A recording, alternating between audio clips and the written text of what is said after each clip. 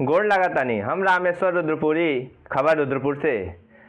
रउआ लोगन के टटका राजनीतिक, सामाजिक, सरोकार से भरपूर देश प्रदेश का हर छोटी बड़न खबर खातिर करम आपके आमने सामने, आपके वही भोजपुरी अंदाज में। तो चलिए देखिए आज का ताजा अपडेट।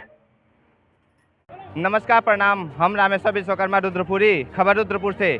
इस समय मौजूद बानी हम रुद्रपुर के पावन मंदिर दुग्धेश्वरनाथ में।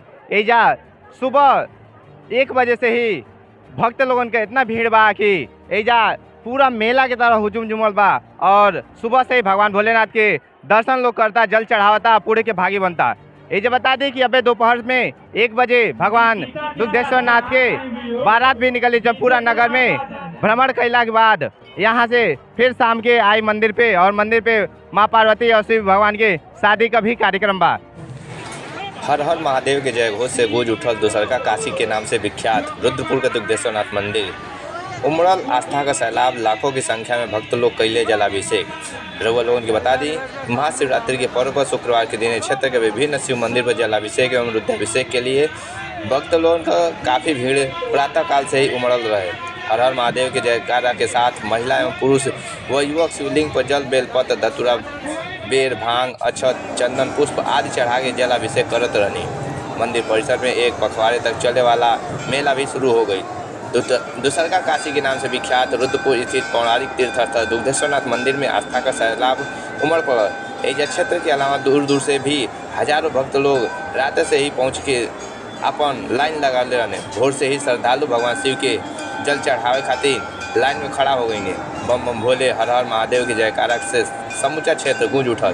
करीब 2.5 से 3 लाख श्रद्धालु लोग गर्भगृह में दर्शन कैले। भारी भीड़ के देखते हुए मंदिर प्रशासन ने रात में 2 बजे कपाट खोल देने महिला और पुरुष कतारबद्ध होकर गर्भगृह में जलाभिषेक कैले रहने लोग।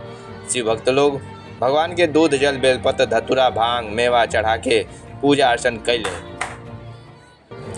मेला में जुटल भीड़ ने चरखी, रथ, घोड़ा का भरपूर आनंद लेने। महिला लोग पूजा अर्चन कैलका के बाद मेला में जम के खरीदारी कैले तथा व्यंजन का स्वाद भी ले लोग। मंदिर परिसर में प्रशासन की ओर से भीड़ का सुरक्षा व्यवस्था व्यापक इंतजाम कैल गई है। काफ़ी संख्या में पुलिस बल के साथ साथ जगह जगह CCTV कैमरा भी लगाल गई है। रुद्रपुर गोरखपुर मार्ग पर वाहन का प्रवेश रोक दिया गई बा। नगर पंचायत की ओर से सफाई और पथ प्रकाश का व्यवस्था रहे। इस दौरान SDM प्रशासन गौरव श्रीवास्तव, नगर पंचायत अध्यक्ष प्रतिनिधि छठ्ठनलाल निगम, उप जिलाधिकारी रत्नेश तिवारी, कोतवाल, EO आदि व्यवस्था का निगरानी करत दिखने लोग।